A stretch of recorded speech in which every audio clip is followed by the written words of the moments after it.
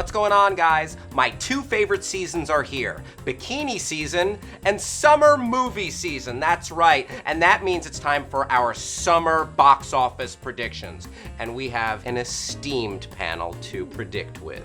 First, she is the reigning summer box office movie prediction champion from Clever Movies, Erin Robinson. She is our very first summer movie box office prediction champion, chief film critic of the LA Weekly, Amy Nicholson. And you know him as the undefeated movie fights champion. Make some noise for Mr. Dan Merle. Summer box office, summer movie season, kind of getting kicked off with Age of Ultron. Let's just get it out of the way. We all have Avengers 2, Age of Ultron as our number one choice. There's going to be movies on this top 10, I think, that aren't going to make as much in their entire run as Age of Ultron makes in its first weekend. So aside from Avengers 2, Age of Ultron, you've each made 9 additional choices. These are the 10 films that our panelists believe will have the highest domestic gross of the summer. First up is Erin Robinson. She is the highest on Tomorrowland, putting it at number 5. She's the only one to have Fantastic Four on her list, putting it at number 7. And she's one of 2 people to have Magic Mike, XXL, cracking her top 10. Next up is Amy Nicholson. Along with Erin Robinson, she has Ant-Man ranked at number 3. And she's going out on a limb picking 2 films that no one else has on their list. Melissa McCarthy comedy Spy and Meryl Streep's Ricky and the Flash. Next up is Dan Merle. He has Tomorrowland at number 6. He's the lowest on Ant-Man, putting it at number 9. And along with Erin, he's got Magic Mike, XXL, cracking his top 10. And finally, my list, the correct list. I'm betting on Adam Sandler and Peter Dinklage, putting Pixels at number 10.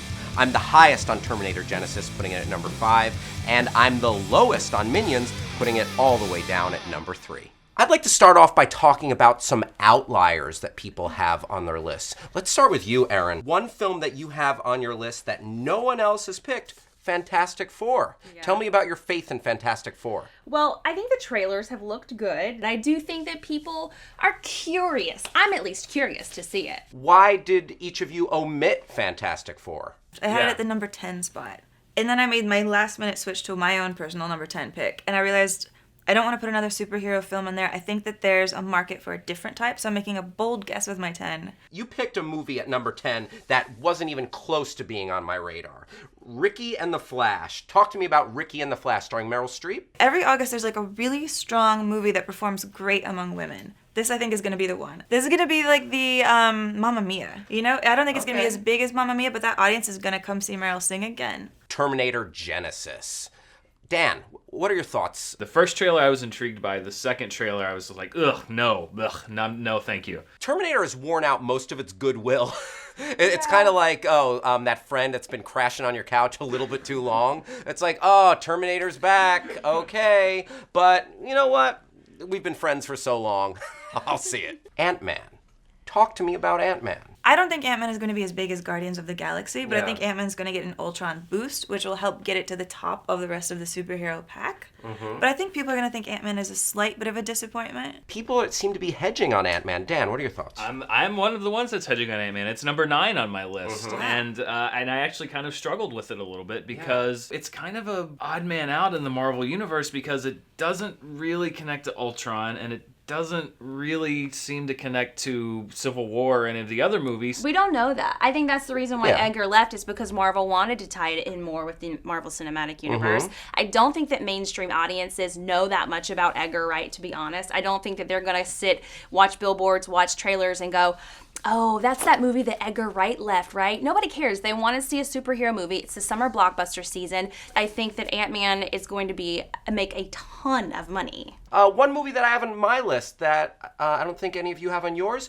Pixels. Wow. I'm betting on the Sandman, and I might get burned. I'm hesitant because it has Adam Sandler in it. Yeah. But beyond that, I think the concept's cool. I love Josh Gad. I love Peter Dinklage. I think there's a lot going for this. Peter freaking Dinklage. It's the best. Yeah. I love him. I'm interested to see it, but it didn't quite get up to the top. Let's talk about a film that the 3 of you have at number 2. I have at number 3, Minions. The people love Minions. I think if there was going to be a movie that could potentially challenge Ultron for number 1, it could be Minions. I completely agree. I put it at number 3 with Jurassic World number 2. Just gambling on that becoming a phenomenon.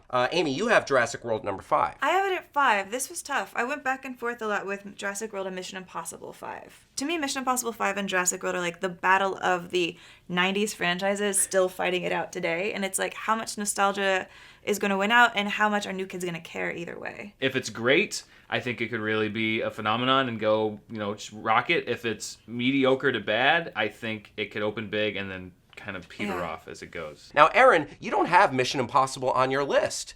Amy, you have Mission Impossible as number 4. Which one of you is correct? I feel like Tom Cruise doesn't fill seats in theaters anymore. I mean, Edge of Tomorrow was an awesome movie, and not a lot of people showed up for that. I think he's on an upswing. I feel like the conversation about him is starting to change. I don't think he's at all the box office poison people thought he was. I think people cannot stop talking about that plane thing. I could see that 50 times. And That's good stuff. That's good stuff. But you can see it in the trailer over and over again. But now you can see it big. Tomorrowland. That's another movie that could potentially appeal to kids. Maybe it'll capture adults' imaginations.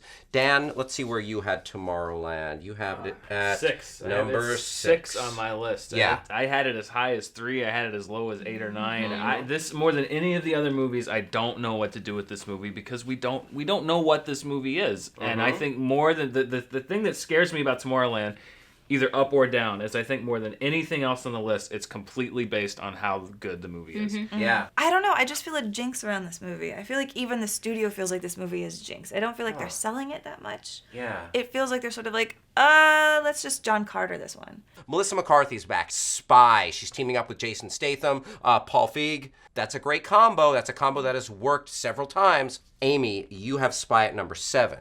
I do. I believe very strongly in Spy. There's like so many female comedies this summer, which is really nice to see, actually. This is going to be the one that people go to. Nobody's going to go see the Reese Witherspoon one, I think, at all. I think Melissa McCarthy runs into an issue because she's playing that same character she always plays in every movie. I feel like that, like, police detective thing, I think audiences... Erin, are you saying that you have McCarthy fatigue? No, Hashtag I'm kidding. McCarthy I actually fatigue? really love her. I'm thinking about audiences. I think audiences see this trailer and don't know why it's any different from any other Melissa McCarthy movie they've ever seen.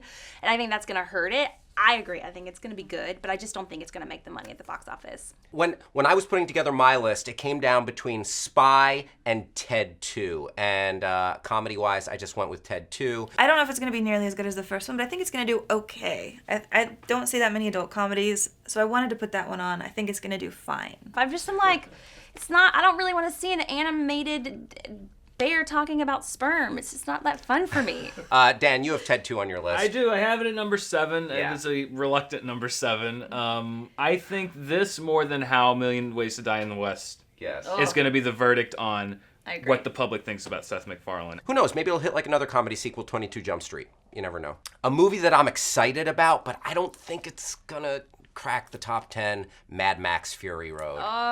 I know. I really was so sad it wouldn't be in my top 10, but I want it to be so bad. But yeah, none of us have it on our list. Wow. Also, it's a hard R. Like, it is going to be dark and demented, and I don't think that that's necessarily attractive to some But I'll tell you one thing, me likey hard R. So, Me like you do. yeah. How come you don't have it on your top 10? Because like you and I have talked about this movie. have. You're excited about I this am movie. so excited for this movie, and making my list, it was the ultimate, do I think with my heart or do I think with my brain? Yes. And I'm so pumped for Mad Max, and I know so many other people that are, but when I take a step back and look at it, I see Pacific Rim. It has Comic-Con excited, it has, Yes.